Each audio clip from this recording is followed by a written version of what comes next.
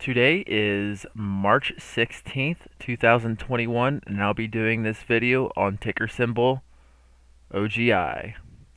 Today's actually um, the 16th, and I did this trade yesterday, which was the 15th. So I'll get into this right here. This is the daily chart. This is what I was looking at. How this popped up, consolidated, then continued higher. That's what I was ultimately looking for in this one. It could still happen.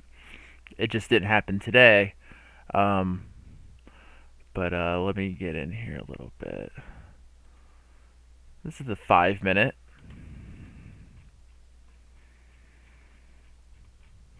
Okay, and this is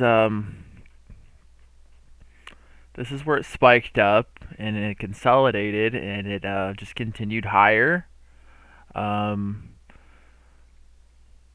I like to do is see what kind of pattern it did the last couple days and kind of see if it mimics it on the third day or second day.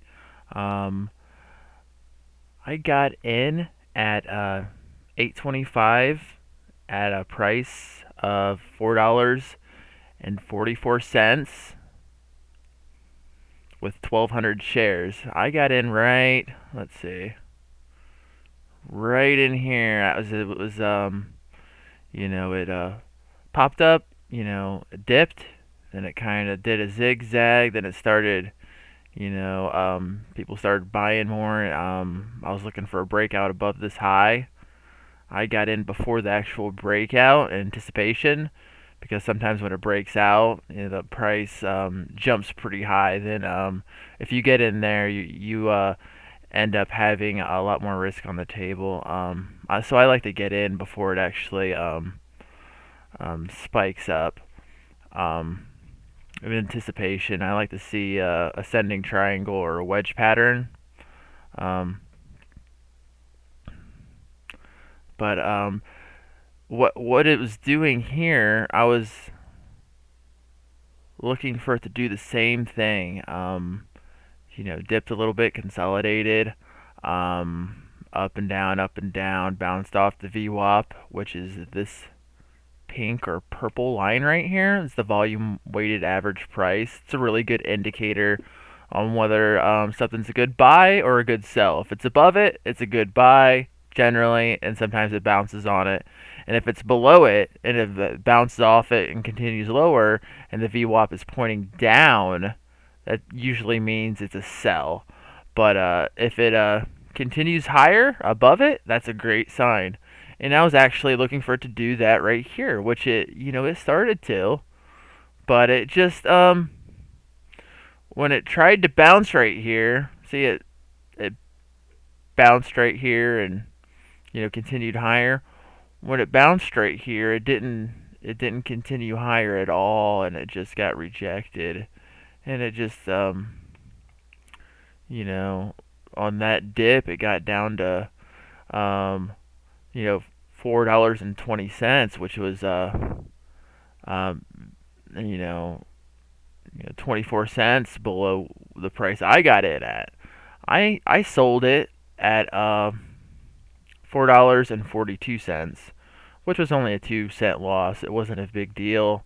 Um, like I said, I got right in here, and when you see these lows getting higher, I like to just set my stop like right, you know, below this area. I think I set it like 42.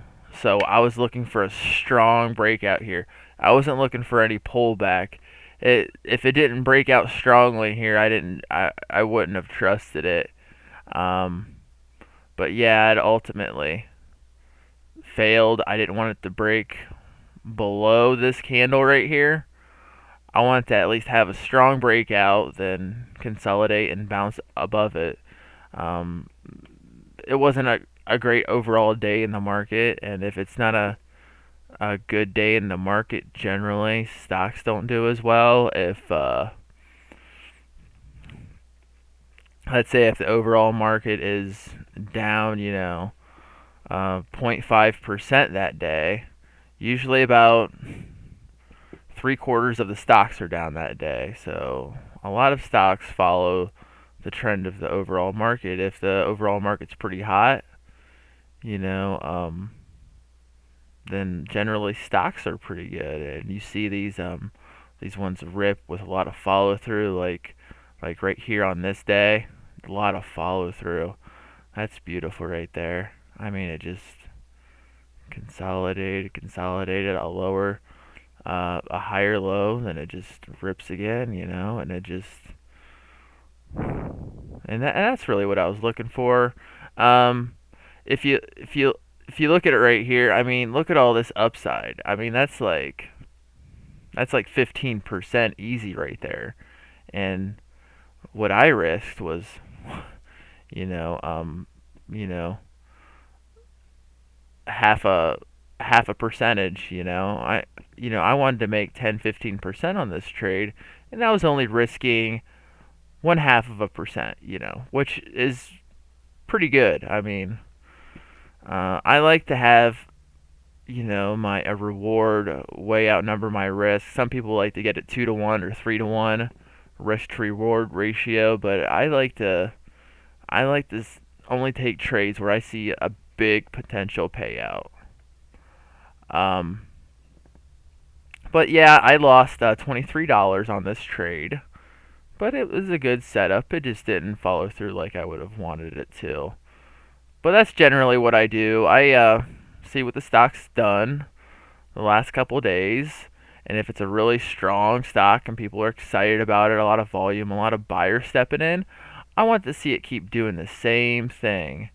And if it doesn't start, if it starts doing something different, I just get out. It's not a big deal. I don't hold on to losers. I just see you later. Goodbye. Um, that's how people lose a lot of money, is they just hold and hope, which I I I've done that before, and yeah, it's not a fun feeling. So but yeah, $23 loss. I was looking to try to make maybe $700 on this trade or so, but yeah, whatever. Um, but hope you liked my video. I'll talk to you later. Bye.